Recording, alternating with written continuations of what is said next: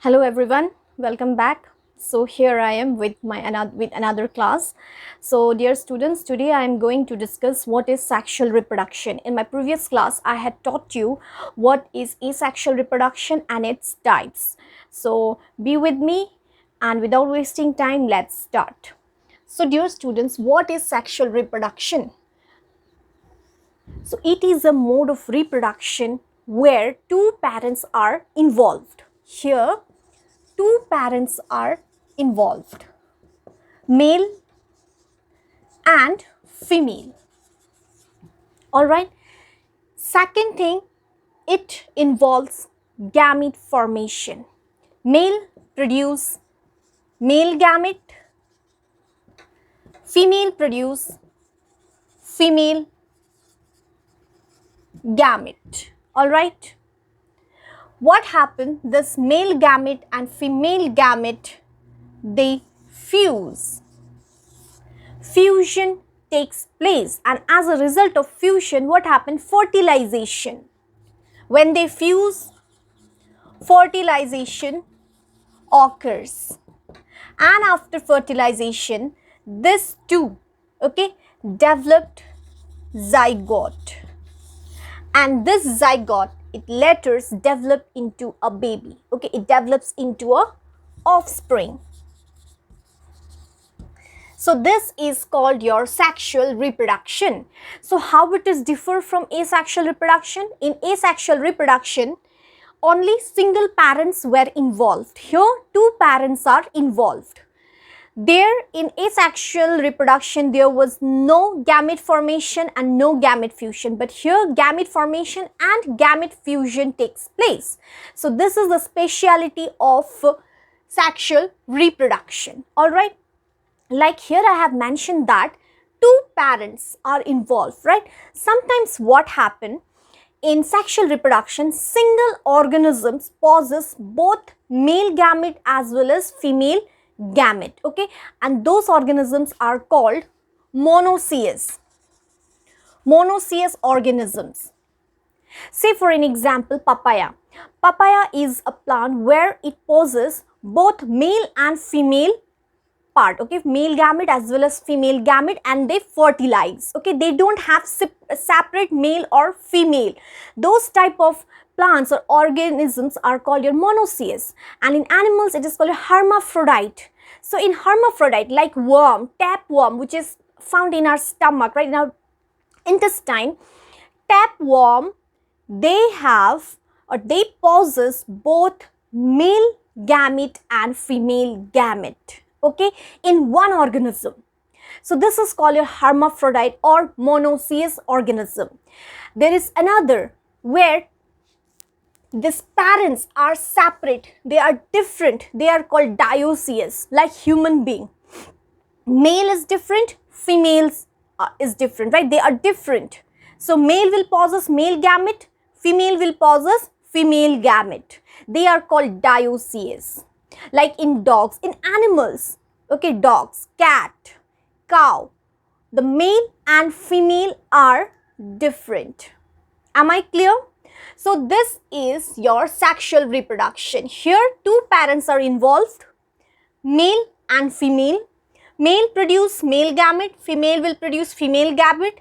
Fusion will take place, they will fuse, that leads to a fertilization. After fertilization, zygote formation takes place, and zygote later develop into a new organisms. So we will learn more in details in our chapter 3, where we are going to learn reproduction in flowering plants, right, and reproduction in humans, right. So in those chapter we will discuss these points in more detail. All right. So for now, for this chapter, this is all what you should know. Now second is its characters. So it is already I had mentioned that the characters are what? Number one, two parents. It involves two parents. Number two characteristics is fusion of gametes. Number 3, it is a slow process. See students, reproduction, right? It is a very slow process. If I say for an example, a cat or a human being, you consider human being. See, human being, they reproduce or they give birth to their young ones after 9 months, right? So it takes what? It takes time. Even in you can see in cat, dog, it is not that they are just giving birth to their young ones in one another day, no, or in an hour, no, isn't it? That is different in asexual reproduction, where the reproduction takes place by multiple fission, binary fission, right? But here the process is slow, it takes time, okay? Therefore it is a slow process. Fourth, what we get to see is offspring, right? Or you can say variation in offspring. Okay, what we get to see? We get to see variation in a offspring. So these are the characteristics of a sexual reproduction, where two parents are involved, fusion of gametes takes place, slow process, and variation is seen. Then let us come to its significance. See, why sexual reproduction? Though there is already one type of reproduction exists, that is your asexual mode of reproduction exists. But why sexual reproduction? Because in asexual mode of reproduction, they are the offspring, okay? They means the offspring are genetically and morphologically similar. There is no variation in them, no genetic variation, no new species or origin of species takes place in them. But in sexual mode of reproduction, what we get to see that is very important is variation. What we get to see? Variation. So, significance. So, first significance is variation. Second, we get to see diversity in characteristics or characters of offspring.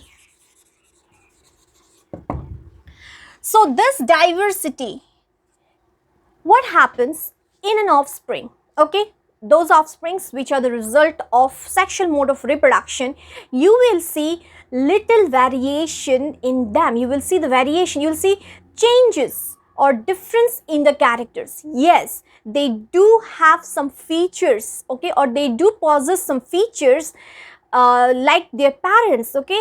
Few things are definitely similar, but not all. They will have a little variation, and this variation helps them in adaptation. As I have been talking about variation, right? How variation is helpful? How does it lead to the new organism? What happened? This variation, this change in characters, okay, difference, the diversity in characters help them to adapt or to survive in unfavorable condition as well. In favorable condition, they will definitely survive, but the change, the difference in them will help them to adapt or to live, to survive in unfavorable conditions. So this is the second significance. Then third significance is that it leads to new species, origin of new species. As I told you that variation, diversity in characters, it leads to origin of new species. Those species, if they possess different characters, isn't it, which are different from their parents, definitely it will be a new species, isn't it? They can adapt. Then, number 4 is your, it incorporates the process of DNA, right? It incorporates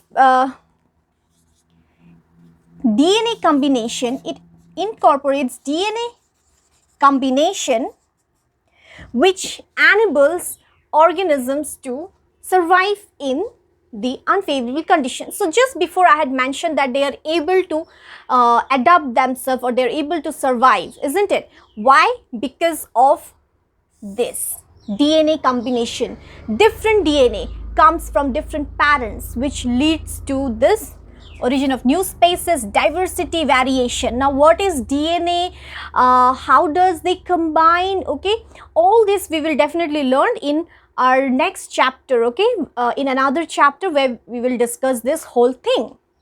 So this is your significance. All right, now next thing that we should know about sexual reproduction is where or in which type of organism this takes place.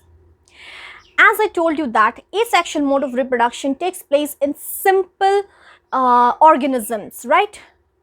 Now, this sexual mode of reproduction, it takes place in higher organisms, which complex body structure. So, where does it takes place? It takes place in higher organisms. So, you can say it takes place, or you can say it is found in, okay, it would be better to say that it is found in higher organisms. All right. So like plants, animals, yes, in plants we get to see both asexual and sexual mode of reproduction, right? Why? Because there are some plants which have simple body organization, right? So therefore, in some of the plant, asexual mode of reproduction is seen, and in those plants whose body structure is little complicated, there we get to see this mode of reproduction, sexual mode of reproduction. Animals. In animals, we can see only sexual mode of reproduction because most of the animals have complex body design, okay? Therefore, they do not possess or follow the asexual mode of reproduction. Am I clear? All right.